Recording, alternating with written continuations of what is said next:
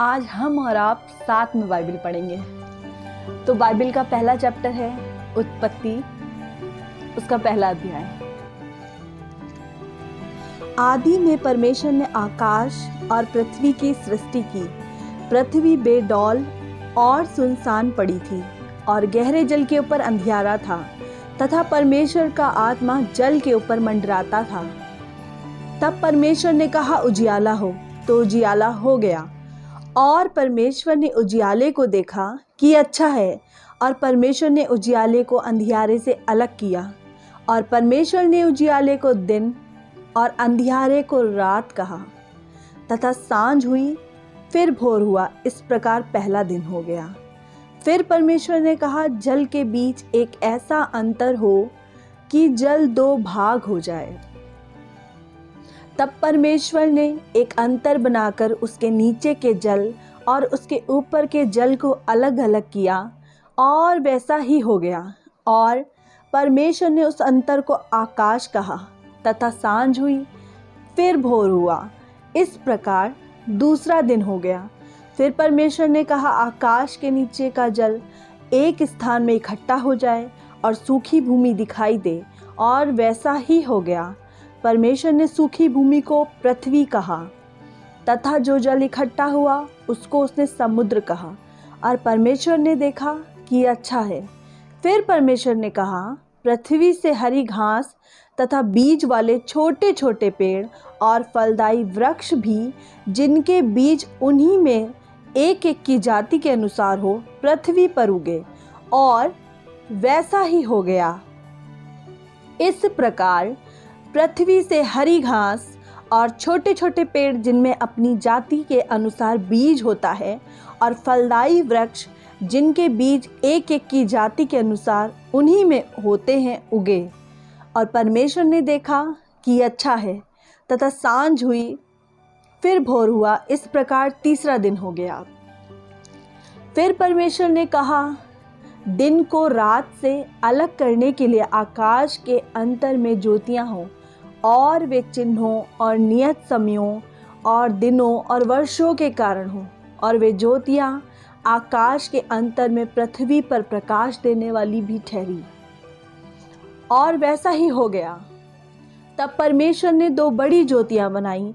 उनमें से बड़ी ज्योति को दिन पर प्रभुता करने के लिए और छोटी ज्योति को रात पर प्रभुता करने के लिए बनाया। और तारागण को भी बनाया। परमेश्वर ने उनको आकाश के अंतर में इसलिए रखा कि वे पृथ्वी पर प्रकाश दे तथा दिन और रात पर प्रभुता करे, और उजियाले को अंधियारे से अलग करे। और परमेश्वर ने देखा कि अच्छा है। तथा सांझ हुई, फिर भोर हुआ, इस प्रकार चौथा दिन हो गया।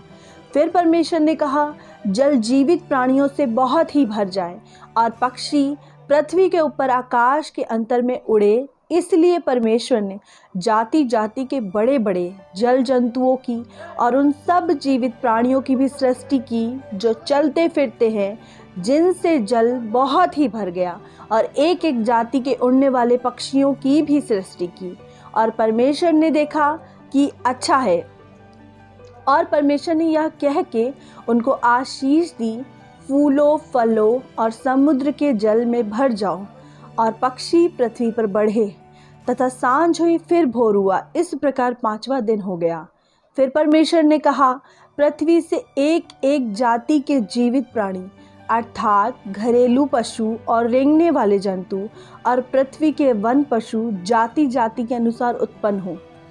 और वैसा ही हो गया। इस प्रकार परमेश्वर ने पृथ्वी के जाति जाति के वन पशुओं को, और जाति जाति के घरेलू पशुओं को, और जाति जाति के भूमि पर सब रेंगने वाले जंतुओं को बनाया।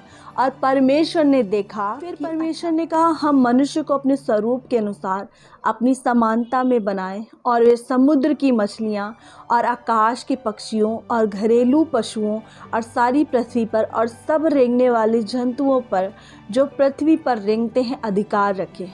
तब परमेश्वर ने मनुष्य को अपने स्वरूप के अनुसार उत्पन्न किया। अपने ही स्वरूप के अनुसार परमेश्वर ने उसको उत्पन्न किया, नर और नारी करके उसने मनुष्य की सृष्टि की। और परमेश्वर ने उनको आशीष दी और उनसे कहा, फूलो फलो और पृथ्वी में भर जाओ और उसको अपने वश में कर लो, और समुद्र की मछलियों तथा आकाश के पक्षियों और पृथ्वी पर रेंगने वाले सब जंतुओं पर अधिकार रखो। फिर परमेश्वर ने उनसे कहा, सुनो, जितने बीज वाले छोटे छोटे पेड़ सारी पृथ्वी के ऊपर हैं और जितने वृक्षों में बीज वाले फल होते हैं, वे सब मैंने तुमको दिए हैं, वे तुम्हारे भोजन के लिए हैं। और जितने पृथ्वी के पशु और आकाश के पक्षी और पृथ्वी पर रेंगने वाले जंतु हैं, जिनमें जीवन का प्राण है, उन सब के खाने के लिए मैंने सब हरे हरे छोटे पेड़ दिए हैं। और वैसा ही हो गया। तब परमेश्वर ने जो कुछ बनाया था सब को देखा, तो क्या देखा कि वह बहुत अच्छा है। तथा सांझ हुई, फिर भोर हुआ, इस प्रकार छठवां दिन हो गया। ये उत्पत्ति की पत्री, उसका ये पहला चैप्टर है जो मैंने आपके साथ पढ़ा। ये है उत्पत्ति का पहला चैप्टर। और पहले चैप्टर से हमने क्या सीखा?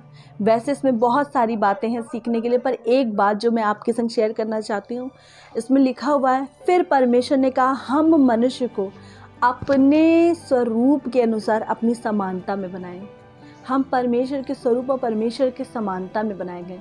हम किसी बंदर से बने हुए प्राणी नहीं हैं। पहले हम बंदर थे, उसके बाद हम 2 पैर पे चल के मनुष्य बन गए। नहीं, this is totally wrong thing. Bible बताती है कि परमेश्वर ने हमें अपने समान बनाया, अपने स्वरूप में बनाया। क्या बंदर से मनुष्य बन सकते थे? तो बंदर होते ही नहीं। वो बंदर हैं, जानवर हैं। हाँ, वो मनुष्य से थोड़े बहुत फीचर्स उनके मिलते जुलते हैं, पर बंदर अलग है, वो जानवर है, वो बोल नहीं सकता, वो जॉब नहीं कर सकता, वो हमारे समान नहीं है। हम मनुष्य और बंदर में बहुत फ़र्क है, ज़मीन और आसमान का। परमेश्वर ने मनुष्य को अपने, इसमें लिखा हुआ है, फिर परमेश्वर ने कहा, हम मनुष्य को अपने स्वरूप के अनुसार अपनी समानता में बनाएं, और वे समुद्र की मछलियों और आकाश के पक्षियों और घरेलू पशुओं और सारी पृथ्वी पर और सब रेंगने वाले जंतुओं पर जो पृथ्वी पर है अधिकार रखे। क्या बंदर समुद्र की सारी मछलियों पर अधिकार रखते हैं? नहीं रखते हैं। और इसमें लिखा हुआ है, आकाश के सभी पक्षियों पर। क्या बंदर आकाश के सभी पक्षियों पर अधिकार रखते? नहीं, पर मनुष्य रखता है। समुद्र की सारी मछलियों पर, आकाश के सारे पक्षियों पर, सारे पृथ्वी पर रेंगने वाले जीव जंतुओं पर अधिकार, क्योंकि वो परमेश्वर ने हमें स्वर्ग से अधिकार दिया है। इसमें लिखा था, परमेश्वर ने मनुष्य को अपने स्वरूप के अनुसार उत्पन्न किया। अपने ही स्वरूप के अनुसार परमेश्वर ने उसको उत्पन्न किया, और नर और नारी करके उसने मनुष्य की सृष्टि की और हमें आशीष दी। इसमें लिखा हुआ है, उसने कहा, फूलों फलों और पृथ्वी में भर जाओ और उसको अपने वश में कर लो, और समुद्र की मछलियों तथा आकाश के पक्षियों और पृथ्वी पर रेंगने वाले सब जंतुओं पर अधिकार रखो। परमेश्वर ने हमें अधिकार दिया है इस सारे संसार पर। इन संसार में जितने भी जीव जंतु पाए जाते हैं, और प्रभु ने हमें कहा, फूलों फलों पृथ्वी में भर जाओ। इस पृथ्वी में अगर हम देखें तो सबसे ज़्यादा संख्या किसकी है? मनुष्यों की है। और परमेश्वर ने हमें ही ये ब्लेसिंग दी है कि हम फूले फले और सारी पृथ्वी में भर जाएं। हम सारी पृथ्वी में भरे हुए, बंदर नहीं भरे हुए, मछलियाँ नहीं भरी हुई सारी पृथ्वी में, समुद्र और नदियों में तक ही उनकी हद है। पर हमें, हमारे परमेश्वर ने हमें बेहद फूलने की, फलने की हमें ब्लेसिंग दी, और हम फूले फले, हम सारे संसार में पाए जाते हैं। फिर मिलते हैं कल शाम को 4 बजे। Bye bye.